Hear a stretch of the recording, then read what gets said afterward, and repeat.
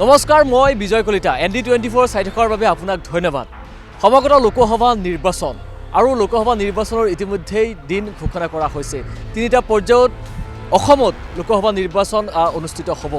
সাধাৰণ যিসকল ভোটাৰ আছে, এইবাৰ সাধাৰণ ভোটাৰসকলে কি ধৰণে তেওঁলোক সাজু হৈছে নিৰ্বাচনক লৈ, সেয়া আমি জানিবলৈ ইতিমধ্যেই আহিছোঁ গুৱাহাটী মহানগৰীৰ ভিন্ন প্ৰান্তৰ যিসমূহ ভোটাৰ আছে, সেই ভোটাৰসকলে এইবাৰ লোকসভা নিৰ্বাচনক লৈ তেওঁলোকৰনো প্ৰতিক্ৰিয়া কি, তেওঁলোকৰতো মতামত কি, সেয়া জানিবলৈ আমি চেষ্টা কৰিম। গতিকে বলক আমি ভোটাৰৰ মনৰ কথা অকণমান জানিবলৈ চেষ্টা কৰোঁ। এই মুহূৰ্তত গুৱাহাটী মহানগৰীৰ খানাপাৰাত আমি উপস্থিত আছোঁ আৰু যিসকল লোক আছে ইয়াৰ, সেই লোকসকলৰ সৈতে মই অকণমান কথা পাতিবলৈ চেষ্টা কৰিম, যিহেতু আসন্ন লোকসভা নিৰ্বাচন আৰু এইবাৰ লোকসভা নিৰ্বাচনক লৈ তেওঁলোকৰনো কি ধৰণৰ প্ৰতিক্ৰিয়া, কি ধৰণৰ ভোটাৰসকলে বিচাৰে। দাদা ভালে আছে? কথা অকণমান পাতিবলৈ আহিলোঁ ৰাতিপুৱা। গতিকে ইলেকশ্যন আহিল, গম পাইছে, লোকসভা নিৰ্বাচন এইবাৰ কি হ'ব, আপোনালোকে কি ভাবিছে? এইবাৰ নিৰ্বাচন কি হ'ব যেন লাগিছে? কি হ'ব যেন লাগিছে মানে আকৌ এবাৰ মোদী চৰকাৰ লাগিব আমাৰ। মোদী চৰকাৰ আকৌ এবাৰ মোদী চৰকাৰ। কি কাৰণত এইবাৰ মোদী চৰকাৰ আহিব লাগে আকৌ এবাৰ? গতিকে আমাৰ চাৰিওদিকে ৰাস্তা ঘাট ভাল হৈছে, আমাৰ মানে চবফালে ভাল লাগিছে, কাৰণে মোদী চৰকাৰৰ দিকে আমি চাৰিওফালে চবফালে সুবিধা পাইছোঁ। গতিকে যিহেতু আমিও এতিয়া মানে চলিও ভাল লাগিছে, সেইকাৰণে আমাৰ আকৌ এবাৰ মোদী চৰকাৰ লাগে। আকৌ এবাৰ মোদী চৰকাৰ। দাদা এইবাৰ ইলেকশ্যন কি হ'ব, নিৰ্বাচন কি হ'ব? বেছি দিন নাই, তিনিটা পৰ্যায়ত অসমত নিৰ্বাচন হ'ব, এতিয়া ঘোষণা কৰা হ'ল দিন। আমি মানে অভিজ্ঞতা এটা নাই না, আমি এইবিলাক গম নাপাওঁ। ভোট দিব লাগিব? ভোটটো দিবই লাগিব। আপোনাৰ কোনটো সমষ্টি, কোনটো লোকসভা সমষ্টি? আমাৰ বৰপেটা সমষ্টি। এইবাৰ বৰপেটা সমষ্টিত কি হ'ব? সমষ্টি নহয়, চেঙা সমষ্টি এতিয়া আজিকালি কি কোৱা তুমি? বৰপেটা লোকসভা সমষ্টি।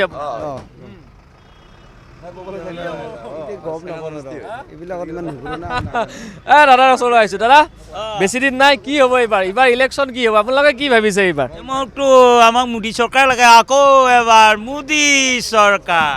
মোদী চৰকাৰ। বাকী কওক কেনেকুৱা গোটেই 5 বছৰৰ যিটো সমীক্ষা? হিমন্ত মামাও ভালে পাইছোঁ, ৰাস্তা ঘাটবিলাক ভাল কৰি দিছে, আমাক বহুত সহায় কৰিছে। আমাৰ গাড়ী চালক পৰিচালক সকলোকে বহুত টকাৰ ইনভেষ্ট কৰি বহুত টকা আমাক সহায় কৰিছে, আমি ভাল পাইছোঁ। আৰু ল'ৰা ছোৱালীবিলাকক বিনা পইচাই চাকৰি বাকৰি দিছে, সেইকাৰণে আমি আকৌ এবাৰ মোদী চৰকাৰ আহক বুলি আমি ভগৱানৰ ওচৰত প্ৰাৰ্থনা কৰিছোঁ। বাকী আপোনালোকৰ চৰকাৰী যিমানখিনি সা সুবিধা, সেই চৰকাৰী সা সুবিধাবোৰ আপোনালোকে পাইছে নাই? এতিয়া পাইছোঁ।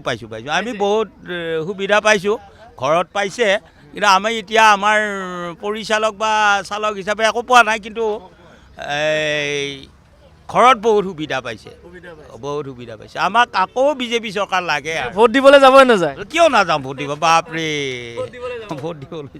ঠিক আছে, মই অকণমান দাদাৰ ওচৰলৈ আহিছোঁ। দাদা নিৰ্বাচনলৈ বেছি দিন নাই, আমি ৰাতিপুৱা অকণমান জানিবলৈ আহিছোঁ এইবাৰ কি হ'ব ইলেকশ্যন, গতিকে আপোনালোকে কি এইবাৰ ভাবিছে? ইলেকশ্যনটো আচলতে বাধ্যতামূলক, দিবই লাগিব ভোট।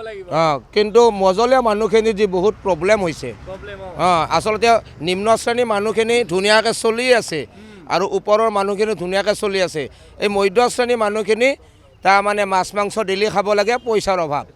এই কথাটো কওকচোন অকণমান, কি অসুবিধা কি হৈছে? আমি বৰ্তমান কোনো প্ৰিফাৰেঞ্চ পোৱা নাই একচুৱেলি। আমি গাড়ীত চলাইছোঁ, এতিয়া গাড়ী CNG দিছে, CNG দিয়াৰ লগে লগে আমাৰ আগতে 1000 টকা হাজিৰা পাইছিলোঁ, এতিয়া 300 টকা হাজিৰা নাপাওঁ। এইখিনি আমাৰ প্ৰব্লেম হৈছে। গতিকে এতিয়া আমি দিন মে কামাই ৰাত মে চাফাই। এতিয়া প্ৰব্লেম এনেকুৱাই। মোৰ ঘৰ বৰপেটাতে অৰিজিনেলি। এইখিনি আৰু মই ক'ব লগাখিনি, কিন্তু ভোট দিবই লাগিব বাধ্যতামূলক, অবলাইড একচুৱেলি। আমি ভোট দিবই লাগিব, একচুৱেলি অবলাইড। ঠিক আছে, সমস্যা আছে যথেষ্টখিনি সমস্যা, বহুত চলুচন হোৱা নাই, বৰ্তমান চলুচন হোৱা নাই। এইখিনিয়ে প্ৰব্লেম। আৰু এতিয়া ভোট যি বিজেপিকে দিব লাগিব, কংগ্ৰেছকে দিব লাগিব, এতিয়া সেই কথা নহয়, এতিয়া নিজৰ মৰেলিটিৰ ওপৰত নিৰ্ভৰ কৰে। খুব ভাল কথা কৈছে দাদা, ভাল লাগিছে, খুব ভাল কথা কৈছে। আপোনালোকৰ পৰা অকণমান সুধোঁ দাদা, আহক একেলগে। ইলেকশ্যন আহি আছে, নিৰ্বাচন সমাগত, গতিকে এইবাৰ কি ভাবিছে, কি হ'ব নিৰ্বাচনটো, কি বিচাৰিছে এইবাৰ? 5টা বছৰ থাকিলেই পুনৰবাৰ কি হ'ব এইবাৰ? কি হ'ব মানে আপোনাৰ ইলেকশ্যন আহি আছে, ইলেকশ্যন কা আন্দোলন চলি আছে, কি আপোনাৰ সময়ত দেখা যাব এইটো কি হ'ব বুলি আমি সেনেকৈ ক'ব নোৱাৰোঁ দিয়কচোন।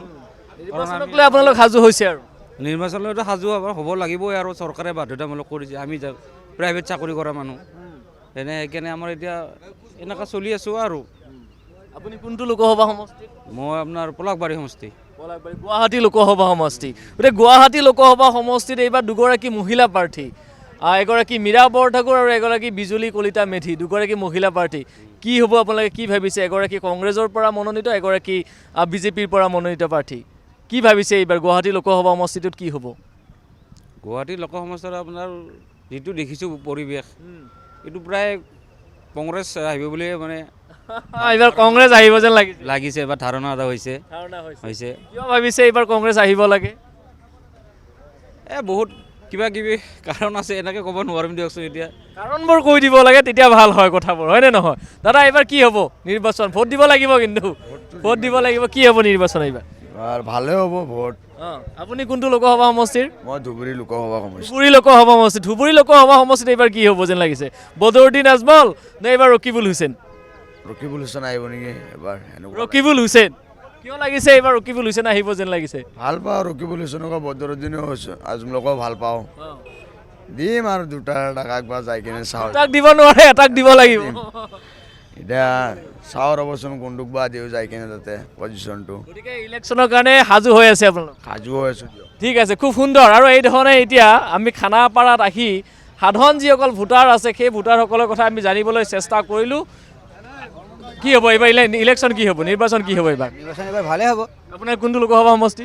আমাৰতো গুৱাহাটীৰে উলুবাৰী। গুৱাহাটী লোকসভা সমষ্টিত কি হ'ব এইবাৰ? এইবাৰতো আমাৰ হিচাপত কংগ্ৰেছ আহিব। মীৰা বৰঠাকুৰ আহিব এইবাৰ। মীৰা বৰঠাকুৰ আহিব।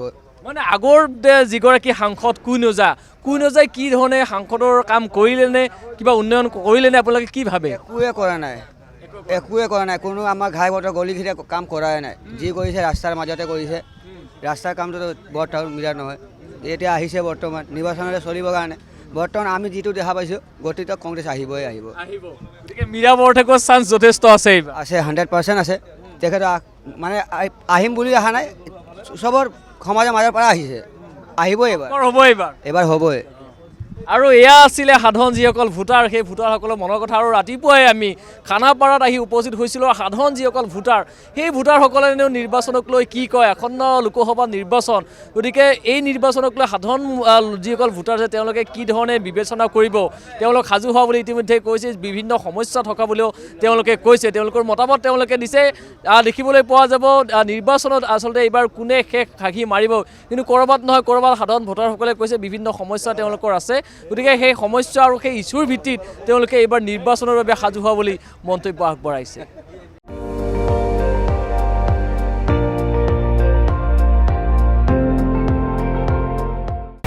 আপুনি চাই আছে ND24, সৰ্বশ্ৰেষ্ঠ নহয় সৰ্বোত্তমৰ দৌৰ।